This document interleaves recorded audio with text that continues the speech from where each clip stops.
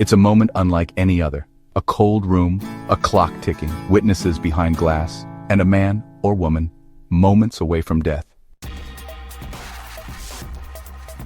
After years of headlines, courtrooms, and horror stories, this is all that remains. A final breath, a final thought. A sentence that will outlive them longer than any of their crimes.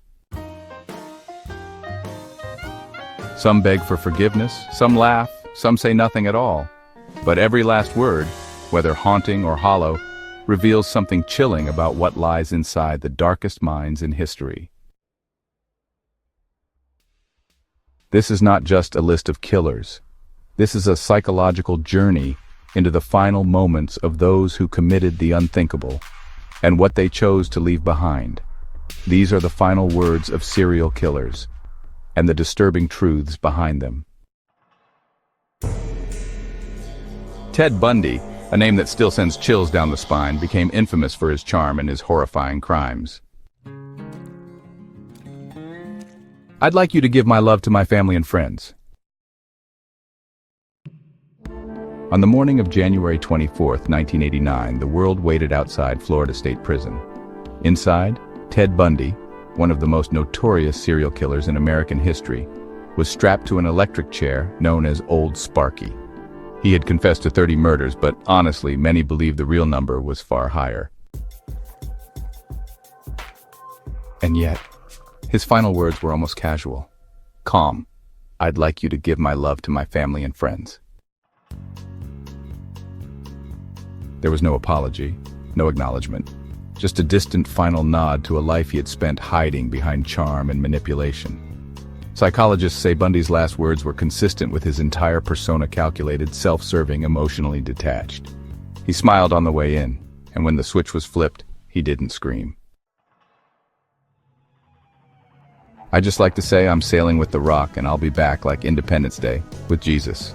June 6th, like the movie. Big mothership and all, I'll be back. Aileen Wuornos was executed in Florida on October 9, 2002. She had confessed to killing 7 men while working as a highway sex worker, claiming it was self-defense, that she feared for her life in each case. But over time, her story changed. Her courtroom rants became more erratic, and by the end it wasn't clear if she was still trying to tell the truth or just trying to be heard.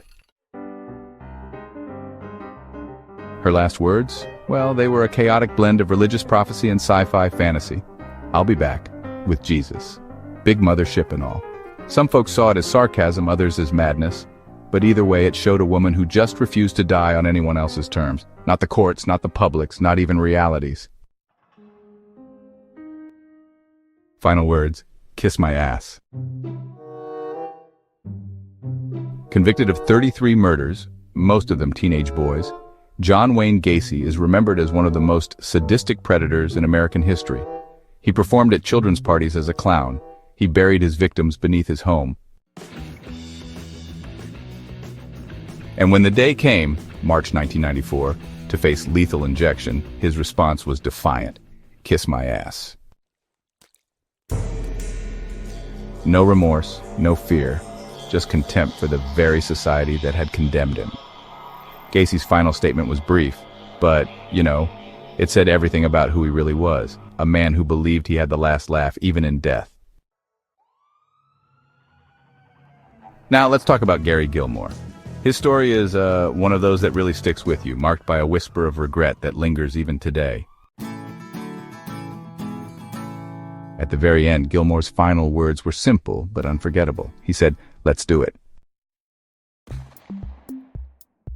Gary Gilmore isn't remembered for how many people he killed. No, but for how he chose to die. He was the first person executed in the United States after the death penalty was reinstated back in 1976. Convicted of 2 murders, Gilmore, he insisted on his right to die. He even waived all his appeals.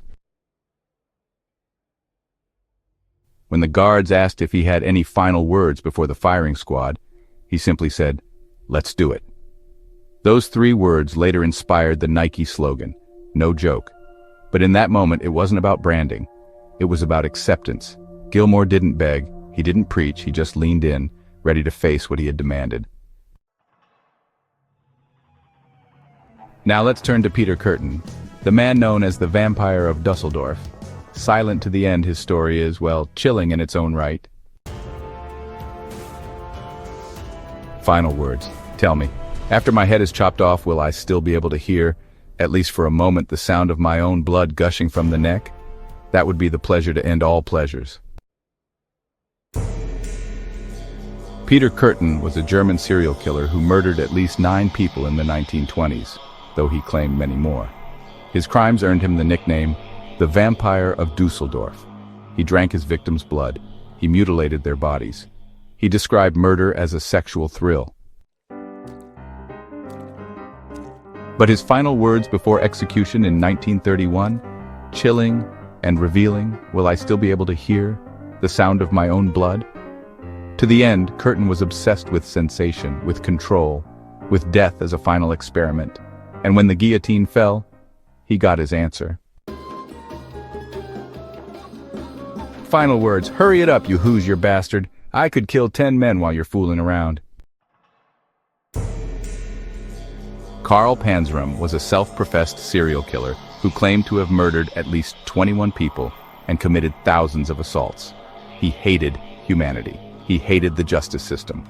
And when he was finally sentenced to death in 1930, he welcomed it. His final words to the executioner, hurry it up. I could kill 10 more. Panzram wasn't seeking forgiveness. He was issuing a final insult, one last act of violence through words. If evil ever spoke plainly, it sounded like him. Some folks, they're known as the quiet ones. No final words, no dramatic speeches, just silence in the end. Not every killer had something to say. Some chose silence, or, refused the traditional final statement, or said something so mundane it barely registered. Edmund Kemper, the co-ed killer, still alive in prison, once said, "Sometimes I feel like I'm the only sane one in here." But when asked what he would say if he were to be executed, he reportedly said, "Nothing. There's nothing left to say." And maybe that's the most unsettling response of all, because silence leaves space for mystery, for projection, for the fear that maybe there was never any explanation.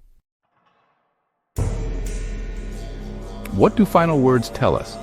Psychologists say that final words reveal more than confession or regret.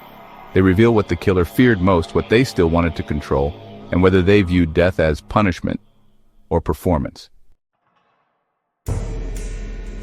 Some wanted to be remembered, some wanted to be erased, some didn't believe it was happening until the very end.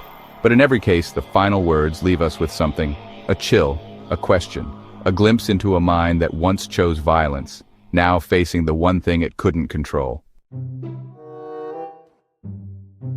We remember their crimes, we study their lives, we try to understand what drove them to kill. But in the end, we're haunted not just by what they did, but by what they said before the curtain fell. Sometimes it's rage, sometimes it's sorrow, sometimes it's nonsense. But always it's a final mirror into a soul the world couldn't save.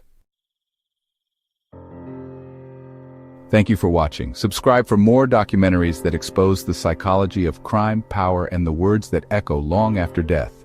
Stay curious, stay aware.